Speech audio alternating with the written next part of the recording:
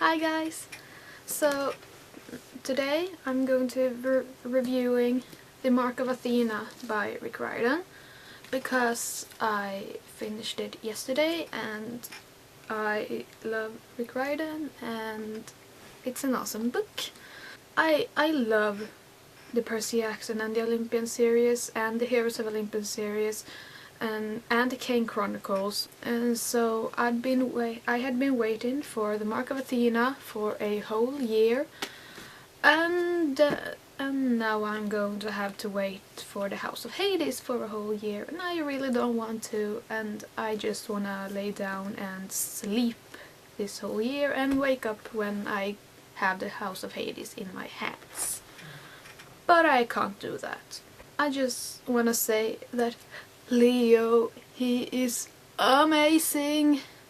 I just love Leo. I really liked him in The Lost Hero and I missed him so much while I read The Son of Neptune, and now I just love him even more because he's so funny, and I think one of my favorite scenes in the book was when he and Hazel was going to get the shield, I think it was, that Nemesis that he was looking at his reflection in, and he just put grease in his hair and wrote hot stuff on his bicep and put on those goggle thingies, and he and Echo walked around trying to get the nymphs to be on Team Leo instead of Team Nemesis, and it was so funny, and I'd totally be on Team Leo. And I also loved later in the book when he and Hazel and Frank went on this quest thingy together, and they got to this place where there were tons of Archimedes things, and he locked himself in this room, and those spirits, S something they were called, knocked on the door, and he was like, "Who is it?" And they were, "Valdez!" And Valdez who? And I thought that was extremely funny too.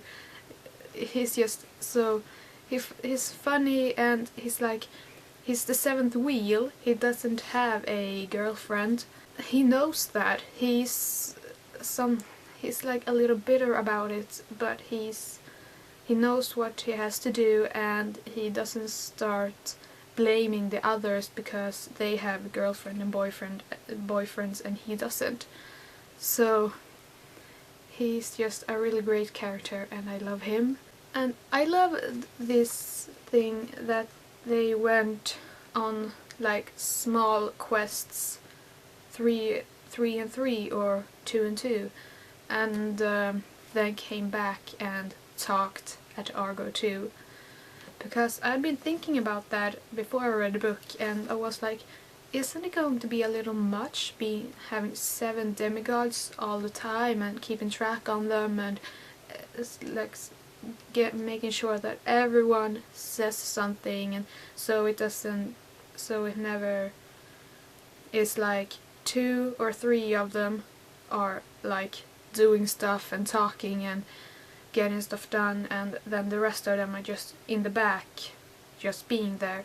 So I thought that was very smart of Rick to do that, because I've been worried about it.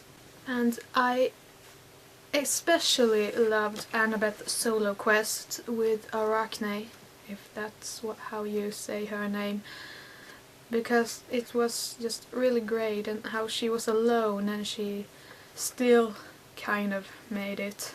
Well, I mean, she made it, but considering what happened at the end, she didn't really make it anyways.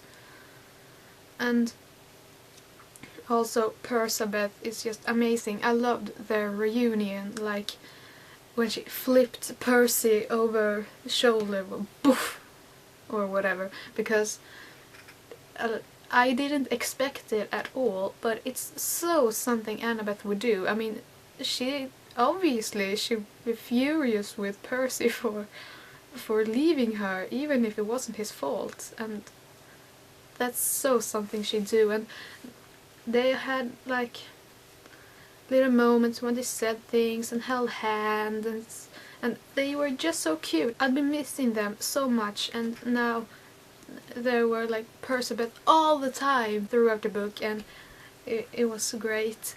I really liked it when Annabeth had to get hold of Percy, so she like threw her dagger into the water, and then it was like splash, and Percy comes out of the water holding the dagger, and he says something like, "I think you dropped it," or something, and it was just, oh my god, such a badass.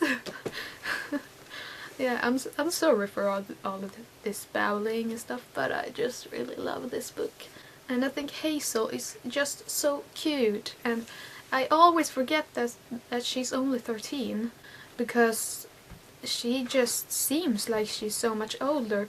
And one thing I noted that I thought was so cute was that she was fanning herself when she got flustered. Like the way it's written when people think or talk to Hazel, you kind of feel that she isn't from now, she's from the past. And also, I loved the Titan's curse reference when I don't know exactly what they said, but someone said something and Percy said like, yeah, damn hole, and I think Piper was like, what? And he just says nothing, inside joke or something, and I thought that was extremely funny in the Titan's Curse when they like lost it and started joking about the damn t-shirts and the damn snack bar and everything. So I thought that was very thoughtful of Rick Riordan to put that in there in the book. I think all the 7 demigods are amazing. I love Frank, like how he can shapeshift and how he's like so big and strong and stuff like that, but he's also so fragile because his life depends on a little wooden stick. So yeah, and Piper and Jason, I love them too. I don't understand why people hate on them all the time, because they haven't done anything wrong. And how some people hate Piper because she's with Jason, or thinks Jason owes Reyna an apology, because even though I love Reyna, she's like a strong character, and I loved her and Annabeth when they had like scenes together and they work really well together, but like Reyna and Jason never dated, guys. Obviously everyone doesn't think the same way, so I respect you if you think that Jason did like Reyna and stuff, but they never dated, guys. Remember that. And I just don't do hating on characters or ships or anything like that, because it's just so unnecessary, and if there's someone or something you don't like, just keep quiet about it, because I feel like all the 7 demigods are amazing and great, and I think that Jason and Piper are great together, Hazel and Frank are great together, Percy and Annabeth are just amazing together, and obviously the end pretty much killed me, because Percy and Annabeth, both of them kind of seem to feel like, okay, we can't really demand a life without all of these monsters and fighting and everything like that. We can't really demand a normal, calm life, but what we can is we can demand that we are staying together and we are not being separated again. So, oh my god, now I'm starting to cry.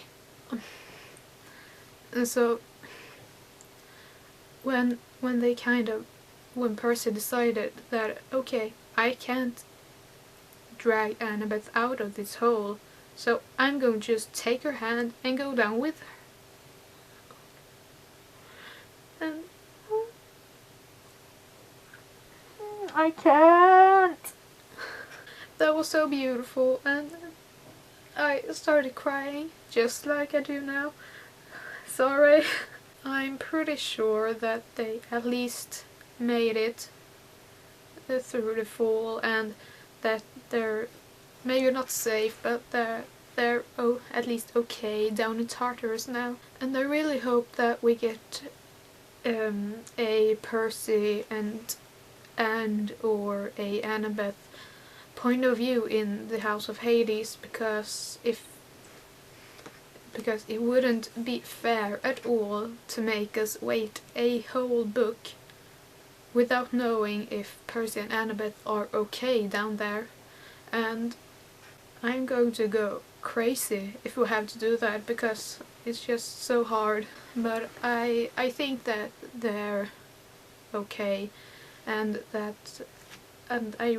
think that we're going to get a point of view from either Percy or Annabeth in the next book too. Yeah, so if you didn't really notice while I was talking about this, I really love the book and it's amazing and you should really read it.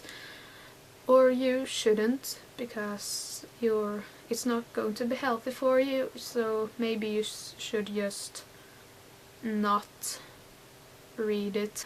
Bye guys, and sorry for the tears.